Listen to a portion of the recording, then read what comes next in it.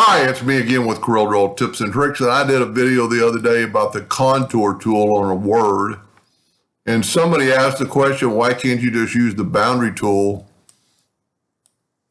And if you see, we can't use the boundary tool until we go to group this together. And then when we do that, no, we got to go to Object, convert it to curves.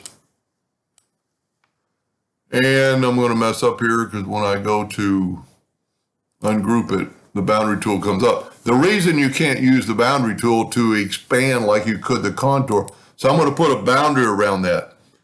And if I nudge it down, well, I nudged it down too far, they're thinking that you could take it and with your ratio lock, increase it 110%. In theory, that looks good, but when you put it back, it's because it's not contouring around the letters, it's actually enlarging it. So I'm going to kill two birds with this video. The next question was, they were trying to use the interactive fill tool on a Word.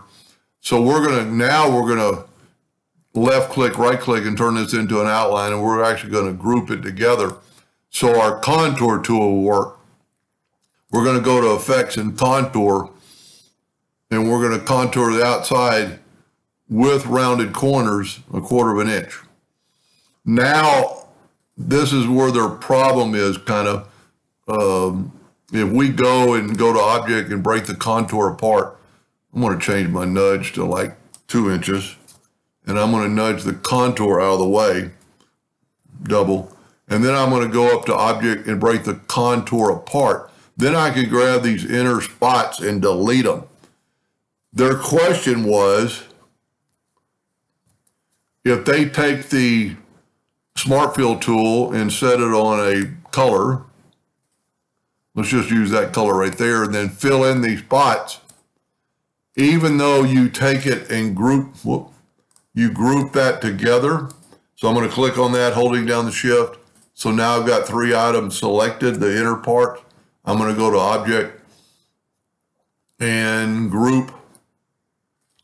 Now, if we get the interactive fill tool and we go down, I've got white to white. It does do the blue letters. So I stand corrected.